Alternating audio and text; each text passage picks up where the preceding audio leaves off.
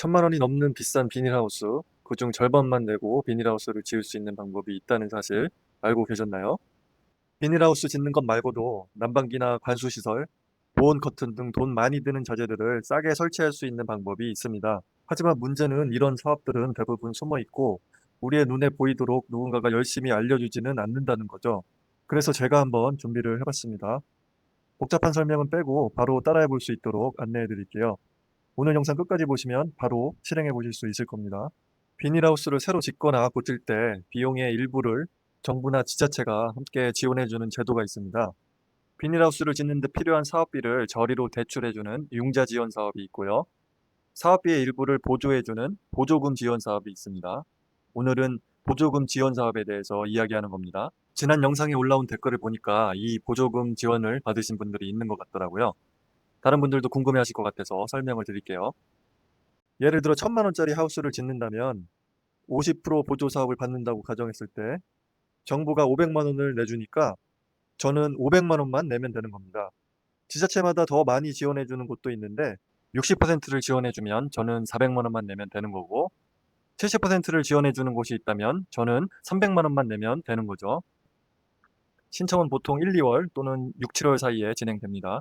각 시군의 농업기술센터에서 농업기반 시설 지원 사업, 비닐하우스 보조 사업 수요조사, 첨단 농업 육성 사업 수요조사라는 각 센터마다 다양한 이름으로 공고가 올라옵니다. 예를 들어서 한번 보여드릴게요. 우선 하우스를 지을 지역의 농업기술센터 홈페이지에 들어갑니다. 공지사항을 눌러보면 사업들이 최근 순으로 나와 있을 거예요.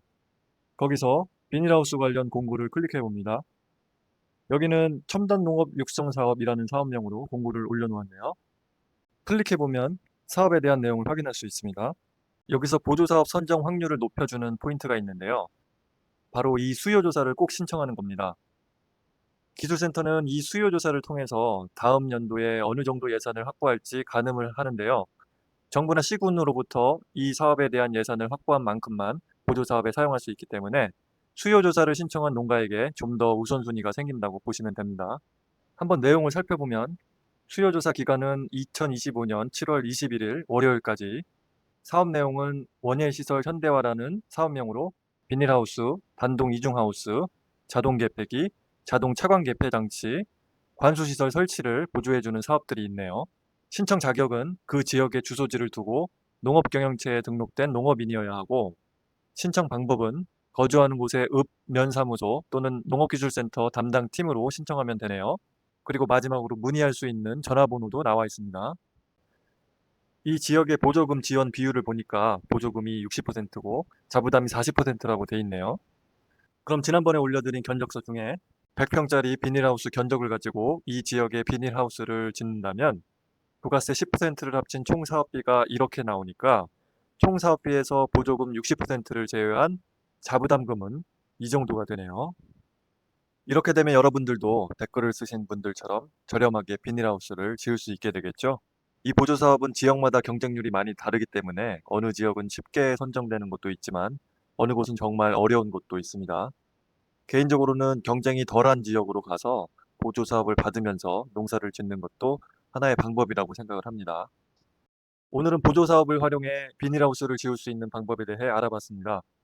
각 지역마다 보조금 지원 비율과 사업량이 다 다르기 때문에 위에 예를 들어드린 것처럼 직접 해당 지역의 농업기술센터에 전화를 해보거나 홈페이지를 들어가서 확인해 보시면 좀 더 자세한 내용을 확인하실 수 있을 겁니다.